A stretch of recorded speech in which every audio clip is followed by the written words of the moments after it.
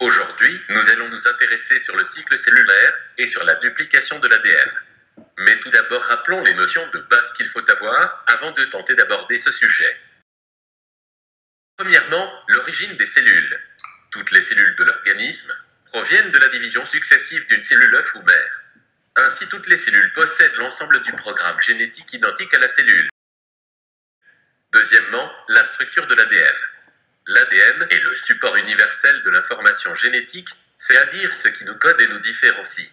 C'est une molécule formant une double hélice. Chaque brin est relié entre eux par des bases azotées complémentaires entre elles, cytosine avec guanine, adénine avec thymine. Elle est constituée d'un squelette de phosphate et des oxyriboses, se situant aux extrémités, et on nomme l'ensemble nucléotide.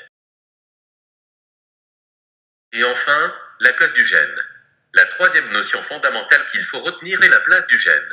Il faut retenir qu'un chromosome est une molécule d'ADN condensée et que le gène est un fragment de l'ADN constitué d'une séquence de nucléotides qui sert de code pour une protéine. Voilà, maintenant que nous avons pris connaissance de ces termes, abordons le sujet. Le cycle cellulaire. Étudions un schéma représentant le cycle cellulaire. On remarque qu'il a 4 phases. La première phase, G1, est la phase la plus longue du cycle cellulaire. Dans cette phase, la cellule croît en taille, fabrique des protéines cytoplasmiques et les chromosomes ont une chromatide décondensée. Suivent par la réplication d'ADN ou la phase de synthèse où la quantité de matériel génétique double. C'est une phase qui dure quelques heures pour les cellules somatiques. À la fin de cette phase, les chromosomes ont 2 chromatides. Puis succède la phase G2 dont la durée est très constante et le plus souvent courte. C'est un point de contrôle avant la séparation du matériel génétique vers 2 cellules filles. Dans cette phase, les chromosomes ont également 2 chromatides. Ce cycle se termine avec la mitose. Nous nous posons donc la question suivante: comment passer d'une molécule d'ADN à une chromatide à une molécule d'ADN à 2 chromatides? Image du modèle semi-conservative. Tout se passe au niveau de la phase de synthèse. La réplication d'ADN est dit semi-conservative car chacun des 2 brins de la molécule d'ADN va servir de modèle à la synthèse d'un nouveau brin d'ADN, ici représenté en bleu. La réplication va donc permettre la formation de 2 copies identiques portant chacune un brin de la molécule d'ADN de départ et d'un brin nouvellement synthétisé.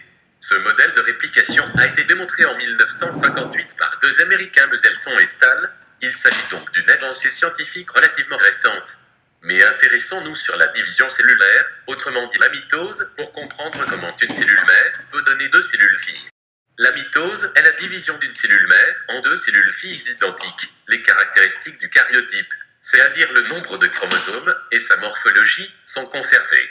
Les chromosomes ne sont visibles qu'au moment de la mitose, qui est normalement divisée en plusieurs phases permettant de comprendre ce phénomène.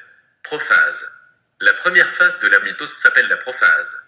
Elle consiste à ce que les chromosomes bichromatidiens s'individualisent et que la chromatine du noyau se condense. Les chromosomes deviennent donc visibles au microscope et l'on peut également voir que l'enveloppe nucléaire se déchire. Métaphase. La phase suivante, appelée la métaphase, est caractérisée par la condensation maximale des chromosomes toujours bichromatidiens.